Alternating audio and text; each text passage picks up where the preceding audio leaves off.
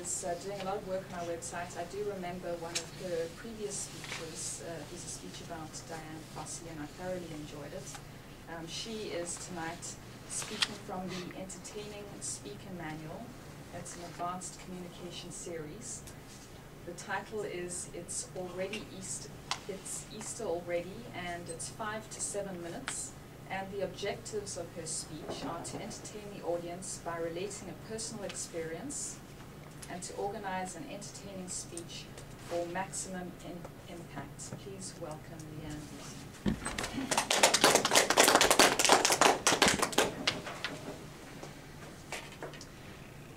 Madam Toastmaster, fellow Toastmasters, and most welcome guests.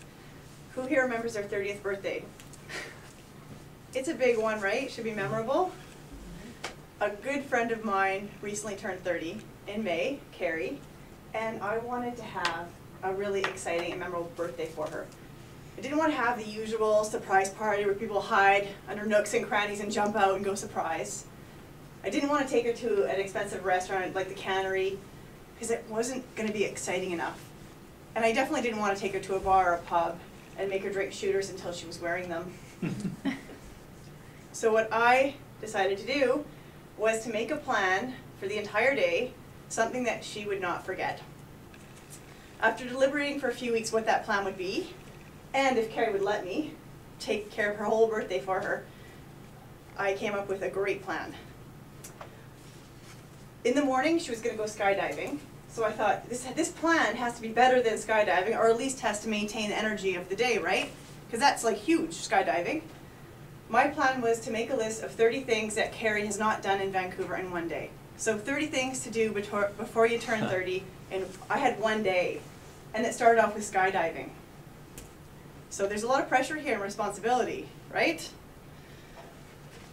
I started the list off with some basic things like tandem bike riding in Stanley Park, and laser tag, and brewery tour.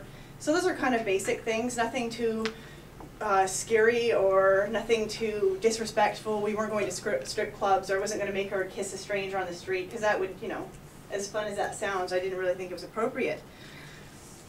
One of the first things that I decided to do after her skydiving was I contacted the Peak radio station, and I explained to them what I had planned, and I said, she's never been on the radio. Can we go to the radio station? She could say something on air.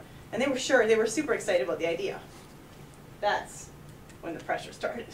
So I knew Carrie was up for anything. I could plan anything and this girl would do it because she's just so fun and adventurous and everything. But being on the radio station, I thought that they would ask me, well, what kind of things are you doing? What's the list look like? And I'd be tandem bike race, tandem biking in Stanley Park, and like all this stuff that it sounds like fun, but on the radio station, that's all I got? Like, come on, you gotta spice it up a bit. I literally laid in my bed thinking, I'm going to be on the radio station tomorrow and I'm going to have to read this list, and what can I do? I came up with a plan. The list was going to stay the same, but I was going to spice it up. Carrie and I were going to do the same things, but here's the clincher. She was going to be wearing a mascot costume. Yes, I said that, a mascot costume. The morning of her birthday, the weather conditions didn't turn out as we planned. It was raining, it was storming, so she couldn't go skydiving, which I, by the way, had no intentions of going with her. Just to set that record straight, she was going to do that with a friend of hers. The morning, she knew nothing about what we were going to do. All she knew was there was a list, and she had to do whatever was on the list. I had to confess, though, I had to say, okay, Carrie, before we start off, I'm not going to tell you what's on the list, but you're going to be okay with wearing a mascot costume? She looked at me, very straight in the eyes, and said, with much velour, yeah. She was up for it all the way, super excited. Yeah. An hour later, there we were at the Peak radio station. And Carrie was wearing, if you've seen those mascot costumes, huge head. Like the kind that fit on your head with a little helmet inside. Ears are this big, huge black eyes, like beautiful, big black eyes, so cute. Pink polka dot vest with a big bow tie, and floppy feet. She looked amazing, and the best thing, she loved it right away. She's like, it's really hot in here, but there she is, like walking along the street, like super into that. And I was like, if you ever want to trade off, I don't mind doing that. No, this is awesome. And I said with much confidence on the radio station when asked, what kind of things are you going to do? by Tamara Stanners.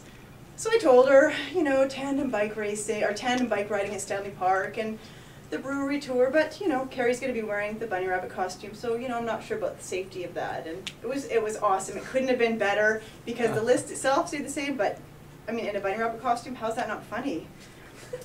So we didn't quite get to all of the lists that we were planning on doing that day, because, well, like, what was I thinking? It's one day. How do you do 20 things in one day? But once you got the bunny rabbit costume on, we started at Granville Island Market. We borrowed a broom from a janitor, and she's sweeping up the streets in her costume. And this girl walks by, looks at Carrie, and keeps walking. She's like, "I love this place. Like, there's a rabbit cleaning up the streets." She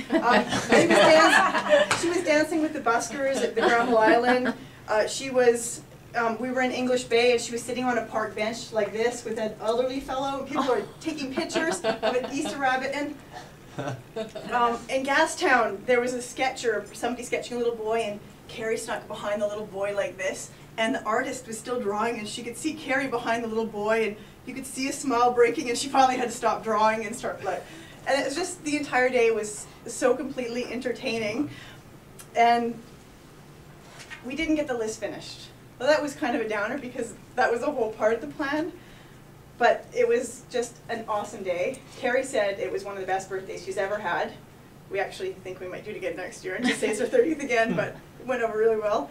The look on people's faces was priceless. Everybody was smiling when they sang Easter Rabbit. It doesn't matter how old they were jumping in they wanted her to jump in their pictures, they were snapping pictures of her. We were just rush, rush, rush, rush, rush.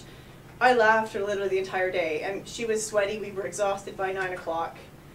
But it was, without doubt, it was one of her most memorable birthdays, and although it was not my 30th, I definitely think that it had to be one of the most memorable birthdays of 30 ever, in the world, the entire world. I'm just guessing on that. One of the cutest things that happened, though, during the day was this little boy comes walking along, and he's like, "Mom, there's an Easter bunny. Is it Easter already?" That's it, Madam Toastmaster.